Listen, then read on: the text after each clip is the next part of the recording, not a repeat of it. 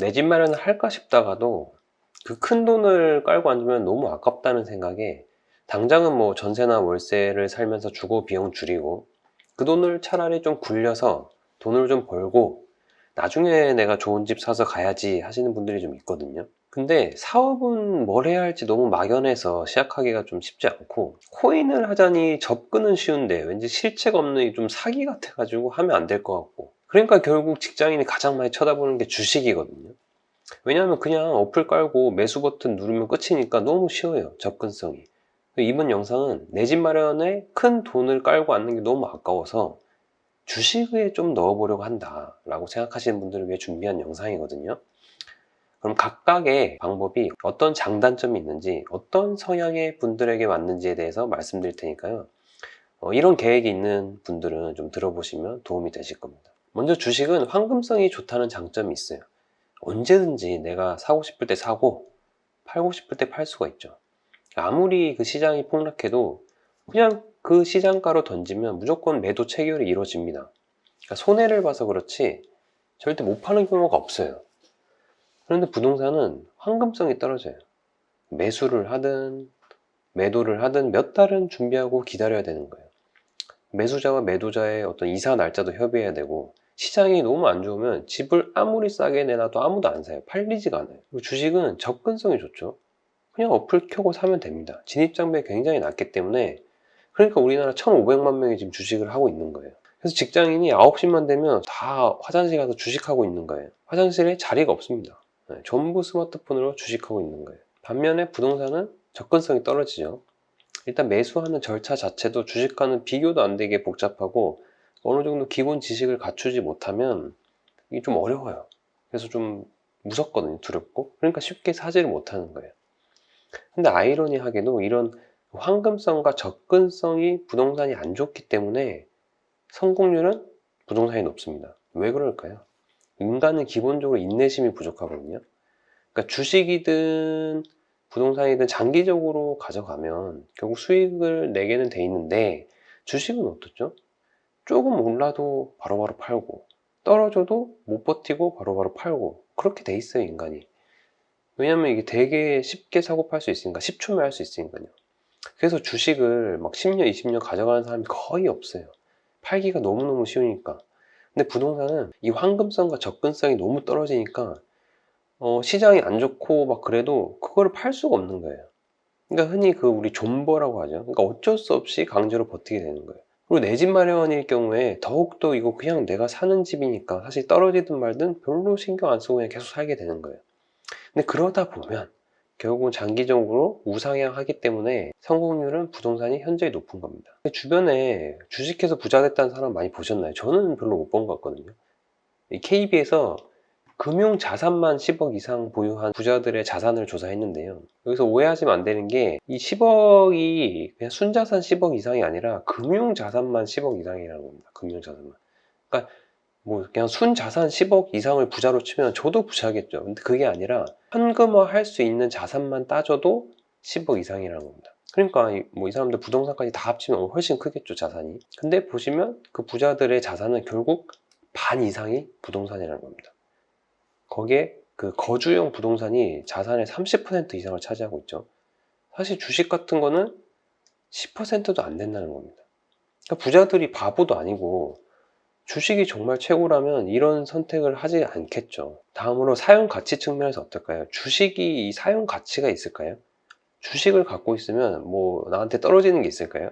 뭐 배당을 주는 주식도 있겠지만 그래봤자 사실 뭐 1%도 안 되는 주식이 거의 대부분이고, 배당을 많이 주는 주식은 사실 잘 오르지를 않죠. 그러니까 주식은 사실 만질 수가 없습니다. 실물 자산이 아니라는 거죠.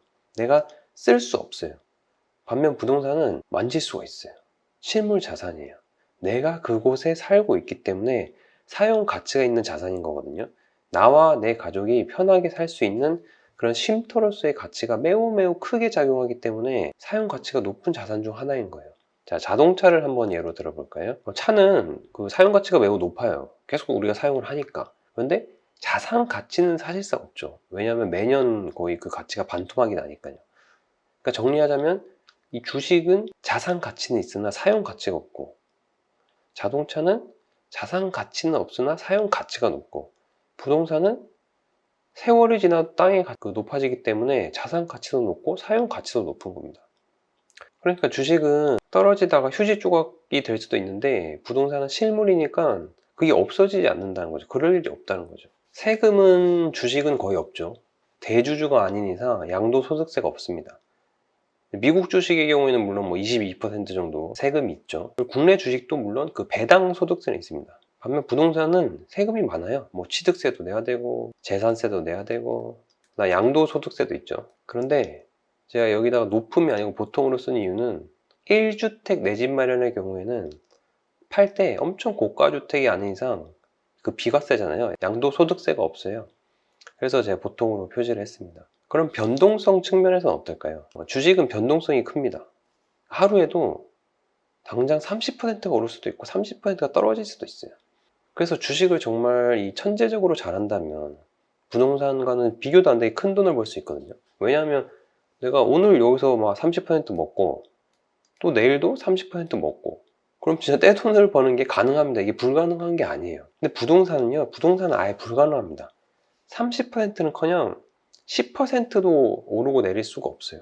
막 10억짜리 집이 오늘 10억이었는데 내일 9억이 된다거나 11억이 된다거나 그럴 수도 없어요.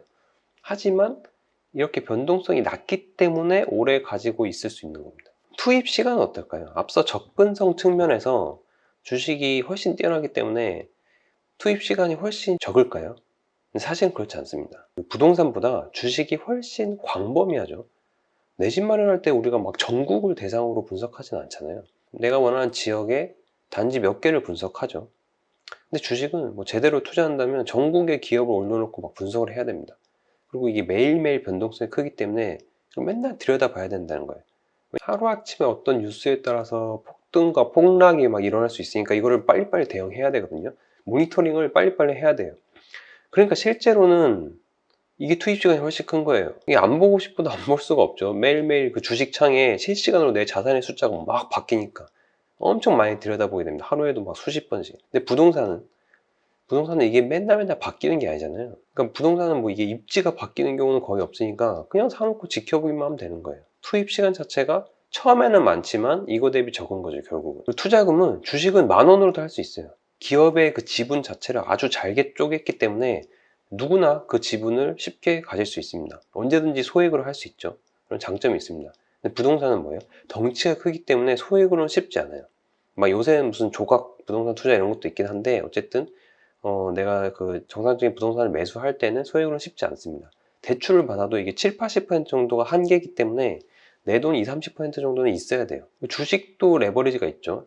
주식도 주식담보대출이 있고 수익률 막 2배, 3배짜리 레버리지 펀드 이런 것도 있긴 한데, 그런 거는 뭐예요? 하락 시 엄청난 손실을 입게 돼요.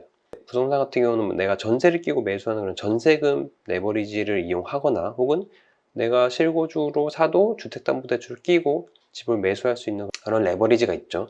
그래서 주식의 변동성에 있어서는 그런 것들이 좀 안정적이다라고 할 수 있습니다. 그럼 주식과 부동산의 수익률은 어떨까요? 사실 우리가 궁금한 게 이런 수익률이거든요.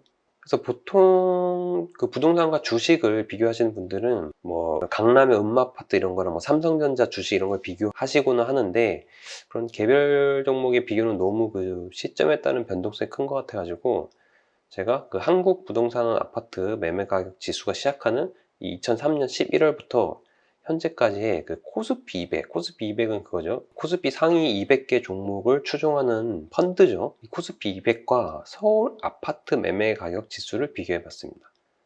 그러니까 전국 아파트 매매 가격 지수보다 서울 아파트 매매 가격 지수가 조금 상위 종목이잖아요. 어떻게 보면 아파트 시장에서는.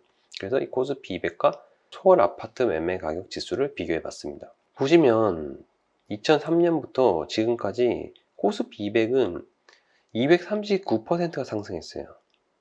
서울 아파트는 87%가 상승했어요.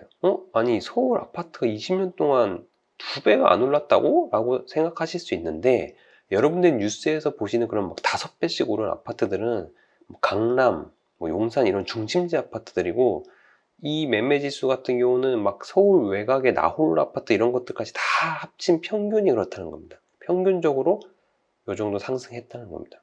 어쨌든 코스피 200이 상승률이 훨씬 크다는 걸 알 수가 있죠. 자, 이번에는 전국 아파트 매매 가격 지수와 코스피 전체 지수를 비교해 봤습니다. 그러니까 앞에서는 좀 상위권 학생들끼리의 비교였다면 이번에는 약간 전교생 비교라고 할 수 있겠죠.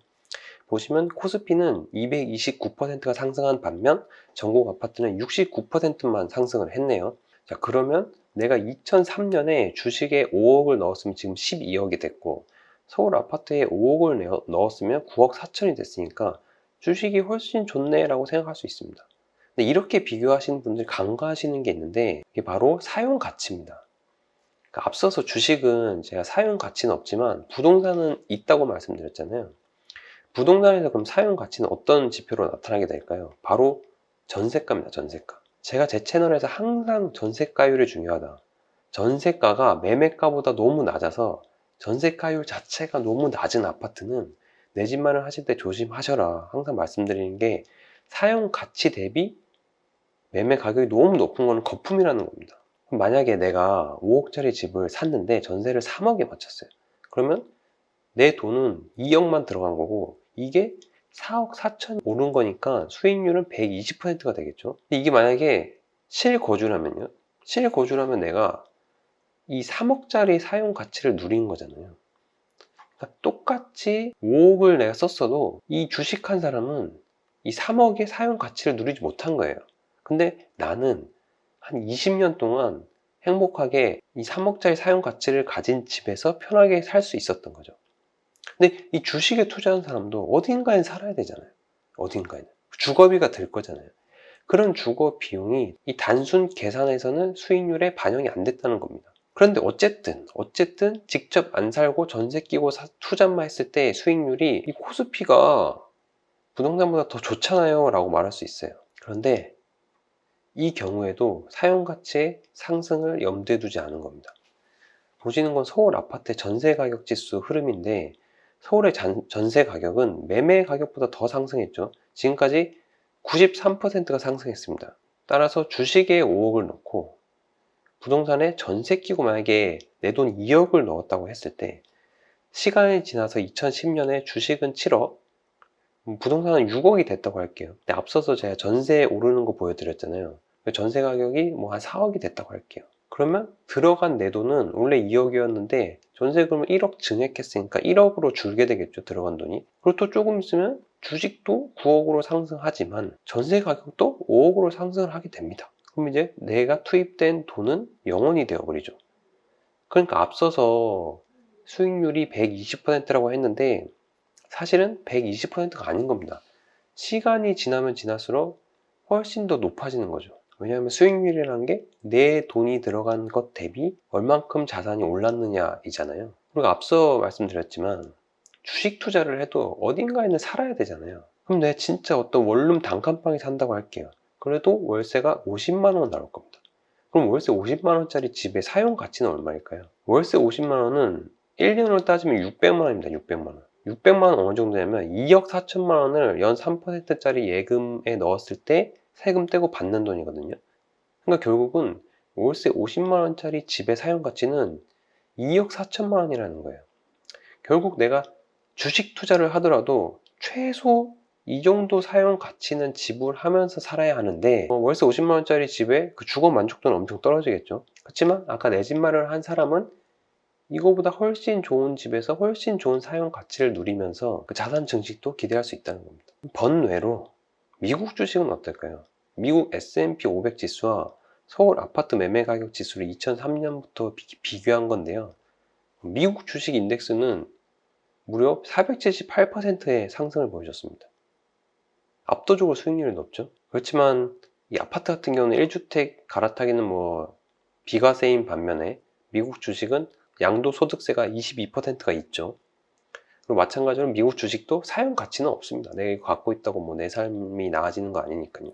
그렇지만 수익률 자체가 미국 주식이 국내 주식보다 훨씬 낮죠. 왜냐하면 세금도 사실 수익이 있어야 되는 거니까. 그래서 저도 뭐 사실 국내 주식은 하지 않지만 미국 주식은 아주 예전부터 가지고 있는 게 좀 있긴 해요. 자녀에게도 미국 주식으로 증여한 것도 좀 있고요. 그리고 국내 주식은 약간 이 정보의 비대칭성이 있잖아요. 좀 기업의 내부 사정을 아는 사람이 훨씬 수익을 내기 쉬운 그런 정보의 비대칭성이 좀 높고 막 리딩 막 이런 거 작은 규모의 자본으로도 시장이 막 흔들릴 수 있어요.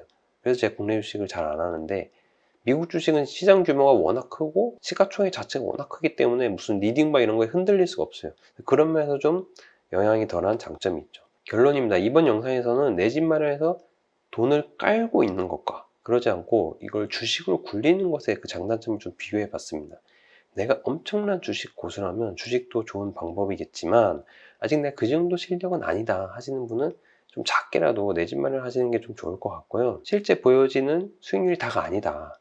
실거주 가치를 녹인 수익률을 좀 보시라, 이걸 말씀드렸습니다. 그리고 주식을 하더라도 좀 안정적으로 하시고 싶으신 분은 아무래도 이 국내 주식보다는 미국 주식이 좀 낫지 않을까 싶기도 하고요. 저도 뭐 국내 주식, 미국 주식, 부동산 투자 다 해봤지만 저는 부동산이 가장 잘 맞았고요. 뭐 정답은 없지만 앞서 말씀드린 장단점을 보시고 내가 좀 엉덩이가 무겁고 장기로 자산을 가져갈 수 있는 사람인가를 잘 판단해 보셔서 주식을 투자하든 내 집 마련하시든 선택을 하셨으면 좋겠고, 내 집 마련하는 게 좀 낫겠다라고 생각이 드시는 분은 제 채널을 구독하셔가지고 꾸준히 정보 얻어 가시면 많은 도움이 되실 것 같습니다.